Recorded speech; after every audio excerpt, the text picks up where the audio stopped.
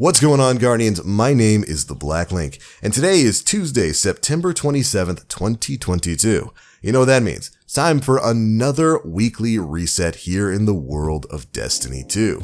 Doing things a little bit differently this time around. You can hear the music in the background. That's because we are live streaming, baby, so we're going to be taking this live and getting into some of the reset stuff that's going to be happening this time. Of course, when you log in post-recess, you're going to get this. I said recess, but reset. You're going to get this screen right here. Last call for the Seeds of Hope emblem. 100% of donations to the Team Rubicon Preparedness Month campaign before 11:59 p.m. on September 30th will support their community preparedness, response, and recovery efforts. $50 plus donations will earn you a very special emblem. You can head to Bungie.net to go and check out some of those donation things there. All right. Now, as for that, of course, with Reset, we've got some brand new story missions, brand new pieces of Nezarec to go and hunt down.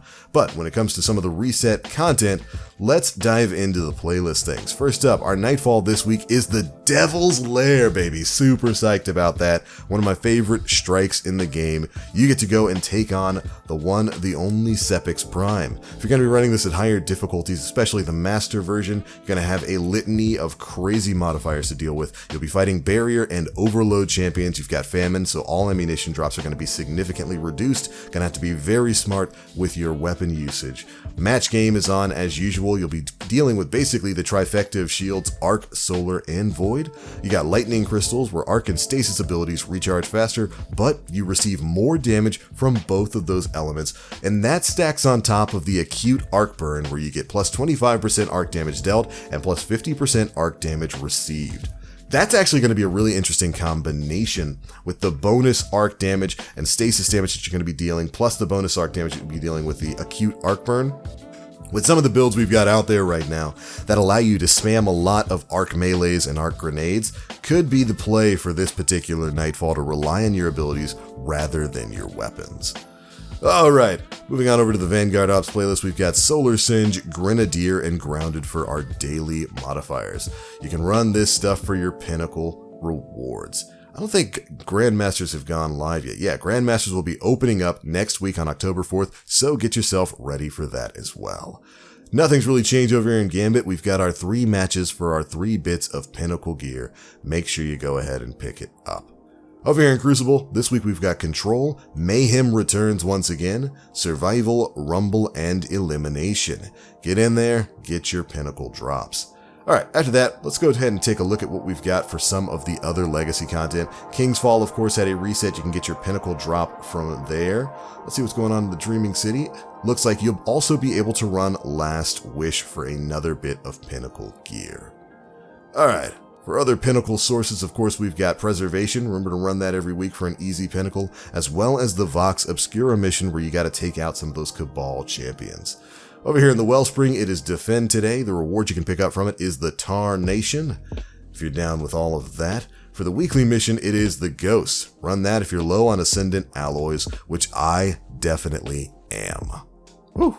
Alright, let's see what else we've got to cover for this week. Of course, we've got a refresh over here in the Derelict Leviathan, and you'll also be getting some pinnacle rewards from doing stuff like your weekly Master Catch Crash, and of course, running some expeditions and the piracy stuff that's tied to the seasonal stories. Alright, that's pretty much it for all of the pinnacle stuff we've got to cover. Next up, we've got to go take a look at what some of these vendors are going to be offering today. Alright, so over here at Banshee44, today he's offering a Percy's D with Stats for All explosive payload. There are better General Scout rifles out there. The Crate, one of my favorite weapons from a few seasons ago. You can get some really great combinations, of course. Vice Stinger is a great perk, works kind of as a mini version of Subsistence. Steady Hands plus Warple Weapon, not too bad of a combination on there, but again, you could get better perk combinations if you played during the season when this originally dropped. After that, we've got the Cantata 57 running Steady Hands and Vorpal Weapon. That's not too bad of a combination at all. It's got a range bit of masterwork. This is definitely one of the better feeling hand cannons in the game right now. Would definitely pick it up and try it out if you're looking for a different feeling 140. Alright, the Redback 5 SI with Perpetual Motion and Vorpal Weapon. Also, not a bad weapon at all. Sidearms are seeing a bit of a resurgence right now, and this one's one of the more fun ones to play with. We got a Palmyra B with Ensemble and Chill Clip, and then finally a Typhon GL5 with Stats for All and Adrenaline Junkie. That's not too bad of a combination, to be perfectly honest. Generally with grenade launchers, you're usually hitting more than one target anyway. You're firing it into groups of enemies, so it's very easy to get Stats for All active, and Adrenaline Junkie is always a good PvE choice. Not too bad at all. Alright, but that's pretty much it for the Gunsmith. Let's head over to Ada1 and see what she brought for us this time around. Alright. Cool seeing this live. Too bad about Planet Destiny though. Yeah, I don't feel bad about it anymore. It's been a wild, fun ride. We've been able to have a pretty positive impact on a lot of people, and this time around we were able to kind of go out on our own terms rather than having, just corporate overlord pop up and say, hey, nope, you guys are done now, no more stuff, bye. So we got to host a final charity live stream that was over the weekend. We got to have a couple of final episodes and talk about a few things. I really have enjoyed my time with Planet Destiny. And I'm really grateful that we were able to end things the way we have this time. Feels pretty good. Alright, and over here at everyone's favorite Frenchwoman, she is rocking linear fusion rifle reserves, sidearm targeting, cellular suppression, and glaive dexterity. I've talked before about how prevalent and how powerful Warmind cell mods were, and how one day, I do believe they may reach those heights once again. So make sure you definitely pick up cellular suppression if you haven't before. With this, damaging a Warmind cell creates a burst of suppressing void energy. Additionally, you deal less damage to Warmind cells. Basically, with this was way before Void 3.0 became a thing. It would spread debuffs to all the enemies that were near that Warmind cell every time you damaged it. You didn't have to blow it up to do this. It's just you shooting it would put out that weakening pulse to nearby enemies, and as a result of that, they lowered the amount of damage you could deal to these so that you could continually weaken enemies that were around it.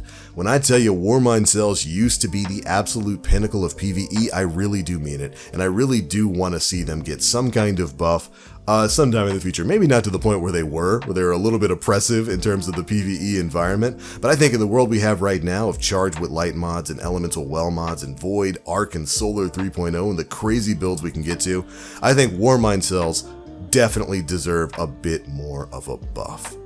But alright Guardians, there we go. That's pretty much it for your weekly reset guide for the week of September 27th, 2022.